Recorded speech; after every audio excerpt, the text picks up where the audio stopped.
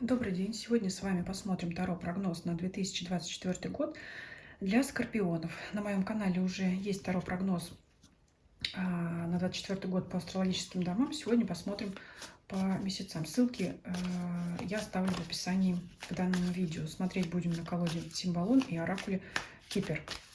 Итак, что ожидает скорпионов в 2024 году?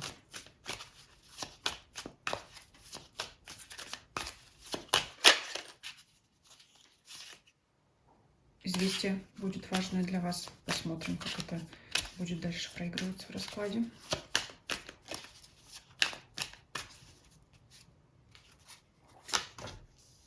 Январь, февраль, март, апрель, май, июнь, июль, август, сентябрь, октябрь, ноябрь, декабрь. Интересный очень расклад, сразу скажу. Довольно-таки насыщенный событиями. Если у некоторых знаков зодиака такой мягкий, плавный, спокойный, без происшествий. Ну, нормально у вас здесь все, сразу скажу. Но у вас тут, скажем так, есть такие горки немножко американские, есть. Ну, тем интереснее. И Кипер напоследок откроем в конце. Ну, что мы видим в январе? Человек уставший, возможно, недомогание, да? Но в январе, конечно, с чем это можно связать? С праздниками большими, да, с длительными каникулами новогодними и все такое прочее. Ну, в любом случае, в холодное время года, если у кого, смотря в каком часовом поясе вы смотрите, конечно, в основном все мы здесь из одной страны, но мало ли где вы будете находиться в это время, поэтому зима ли, лето ли у вас, берегите свое здоровье прежде всего. Что может быть? Поехали на лыжах кататься, на коньках, да, все-таки там как-то оденьтесь соответствующе, не слишком жарко, не слишком прохладно, потому что, ну, есть риск простудиться, конечно. Это может быть просто усталость от тех же праздников, от событий предыдущего года, либо, если все не так грустно, то это просто желание отдохнуть, да, может быть, полежать, побыть в одиночестве. Но ненадолго. Смотрите, февраль. Здесь выпадает у нас карта марионетки. Вот здесь, конечно, мне придется дополнить. Вы ли будете управлять этой марионеткой, или вы сами будете ей являться? Да? Здесь, конечно, надо раскрыть, что имеется в виду. Что имеется в виду?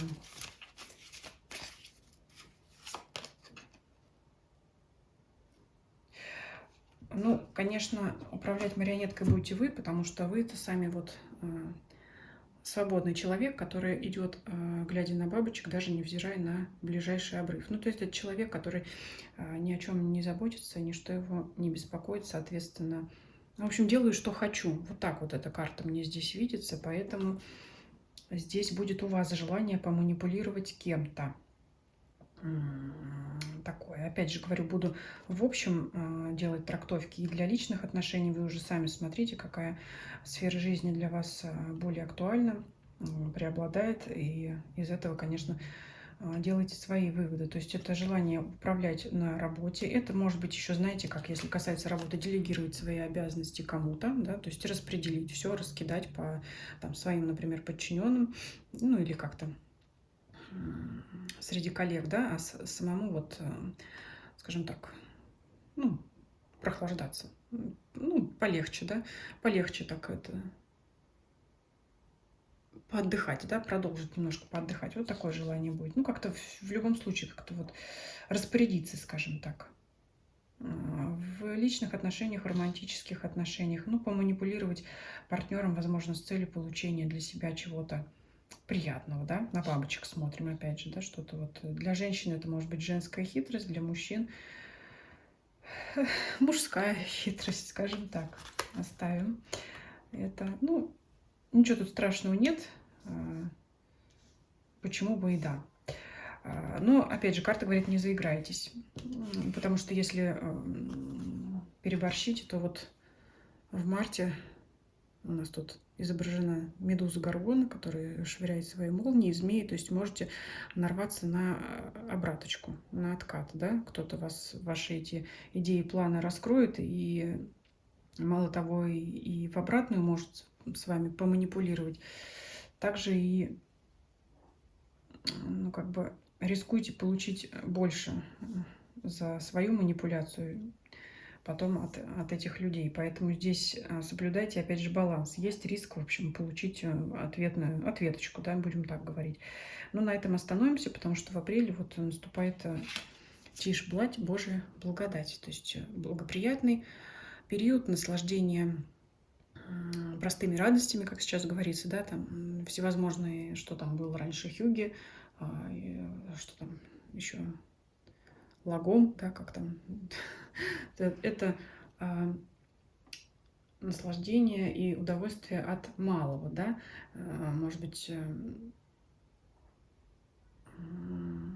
как это говорится, очистить пространство от лишних вещей, то есть наслаждаться природой, наслаждаться простыми радостями, там чашка кофе, солнце за окном, птички поют, то есть, ну, как-то вот тут человека сандалий даже нет, ну, то есть минимализм, да, вот может быть такое.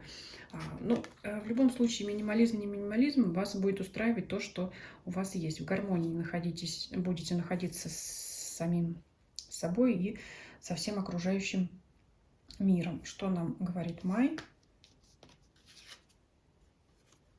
Здесь возможно обучение, уделить время обучению. Особенно характерно, конечно, если кто-то в мае сдает экзамены, ну, либо просто чем-то решил увлечься. Ну, также не исключены всевозможные религиозные обряды, ритуалы, я не знаю, что у кого может быть, от венчания до крещения, все, что с этим связано. Ну, то есть, возможно, также появится в вашей жизни покровитель, наставник, человек более старшего возраста, который может вас поддерживать, давать хороший совет. Здесь вот на это обратите внимание. Июнь месяц рутинный, это работа, обыденность, повседневность, так скажем, без взлетов и падений. То есть вот ну, идет как идет. То есть поработать придется, да?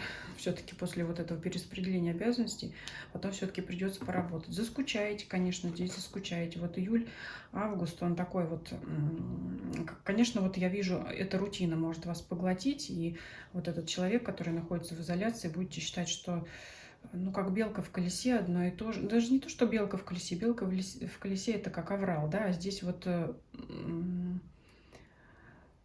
нудное вот это вот выполнение своих служебных обязанностей изо дня в день одно и то же, и вот это вот оскомина, да, надоело, когда все хочется чего-то нового, конечно, и ну, вот июль скучный, скажем так, а август, ну так вообще.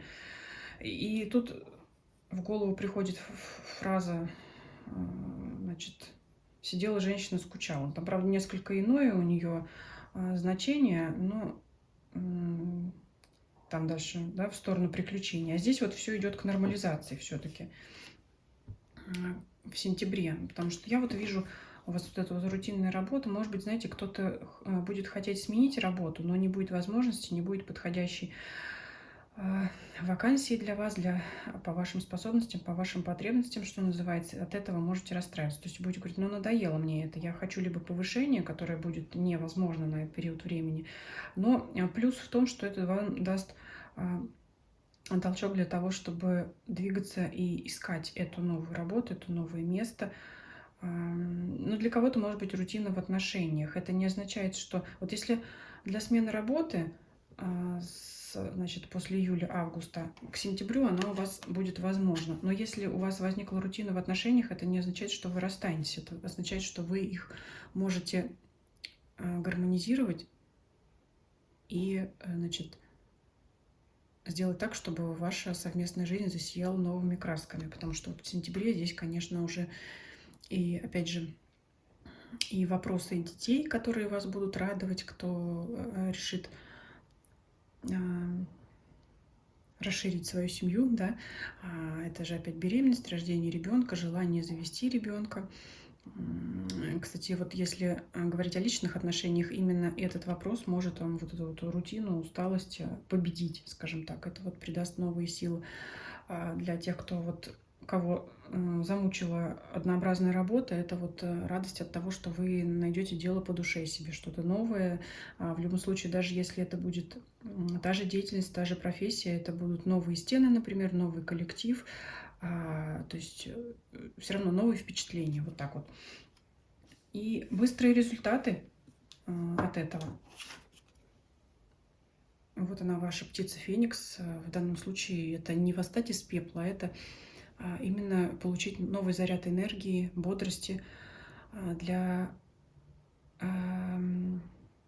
наслаждения тем, что вы имеете, тем, что вы делаете, и как самому себе придать энергии для будущих достижений. То есть какие-то вот достижения в октябре у вас будут. Вот это вот в середине рутина такая, усталость, скука, тоска и быстрый взлет тут же, да, вот от поиска нового, начала нового до быстрого взлета.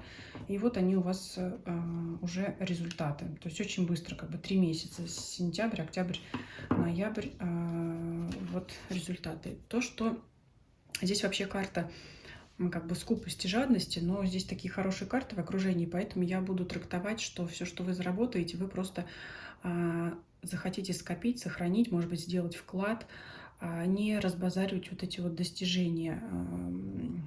Можете воспринимать это как совет, можете ну, как бы воспринять это как подтверждение того, что вы, в принципе, уже держите в голове, да, то есть нет цели заработанное тут же потратить, есть цель сохранить заработанное и, может быть, вложить его для дальнейшего продвижения, да, кто-то вложит в бизнес, в дело, кто-то, опять же, сделает вклад, но как бы